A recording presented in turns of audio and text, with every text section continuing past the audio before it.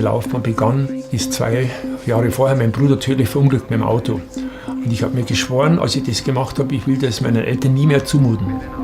Und der Gedanke hat mich immer auch begleitet in meinem Leben. Ich habe gesagt, das kann ich nur ausschalten, indem ich immer perfekt vorbereitet bin.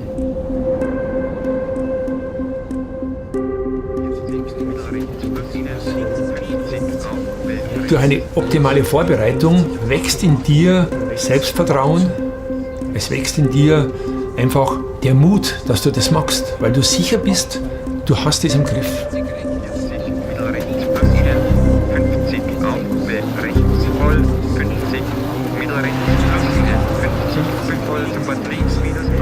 Ja, der Motorsport war natürlich früher nicht so professionell wie heute. Da gab es ein paar junge Wilde, die haben so als die coolen Typen gegolten. Die haben also keine Angst vor nichts und drauf losgefahren. Ich war alles andere. Ich war ein ganz vorsichtiger Mensch.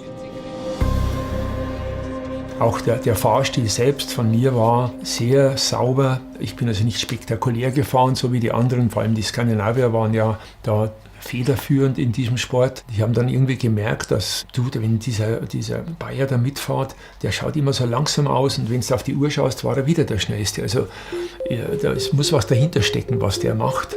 Und so haben die Skandinavier versucht, sich natürlich langsam umzustellen, aber diese Umstellung hat 25 Jahre gedauert und das war lang genug für mich, um den Sport zu dominieren.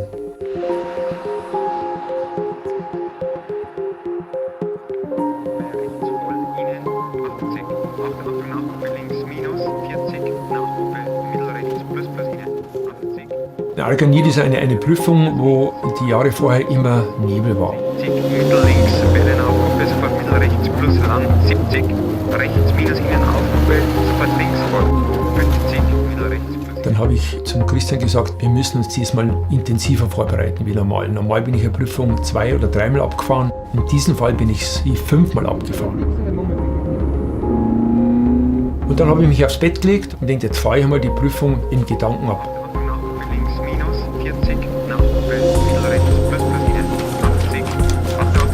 Gerade ist 100 Meter, aber nach 80 ist nichts mehr Raum.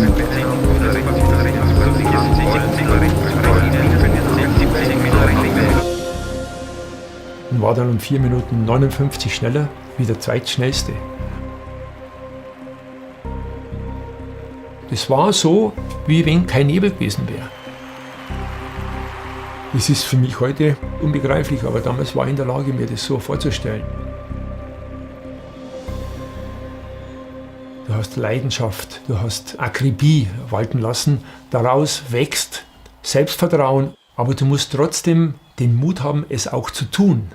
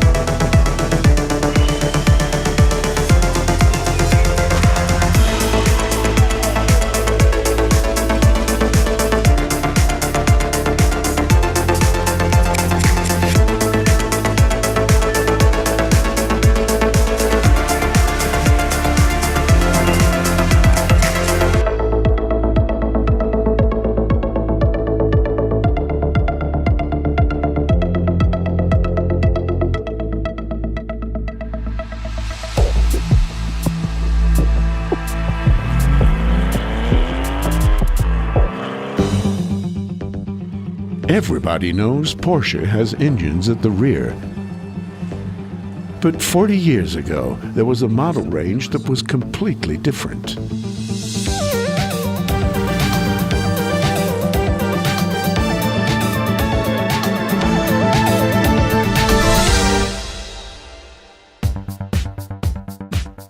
(1976) was the dawn of the transaxle era. Engine at the front, transmission in the trunk, water-cooled. A sacrilege for true Porsche fans. So what was the concept? Transaxle combines transmission and axle. Power is transmitted from engine to rear axle by a drive shaft that goes through the car. The advantage of this design is better weight distribution. Porsche built the ideal combination of sports car and everyday vehicle. How this series came to be designed is a curious story. Porsche and Volkswagen planned to build transaxles together. VW pulled out at the last minute and only supplied components. Porsche courageously decided to continue the project. This was the birth of the Porsche 924, which cost only 23,000 Deutschmarks for the entry-level model. It was a modular Porsche. Engine and transmission were from the Audi 100, the driveshaft from the VW Beetle. The Porsche 928 followed in 1977. The V8 Gran Turismo was the new Porsche flagship. The 1980s were dominated by the 944, one of the most successful sports cars of its day. Over 150,000 cars were sold, mainly in the USA. The Porsche 968 in 1991 marked the high point of the transaxle era. It featured the four-cylinder engine with the most torque in the world. Many consider the 968 the ideal sports car. So few of this series were produced that some model variants are now collector's items. The great transaxle era ended in 1995, and the Boxster era dawned.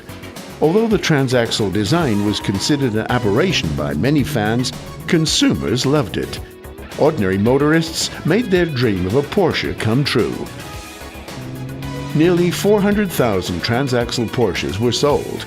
In the end, courage pays off.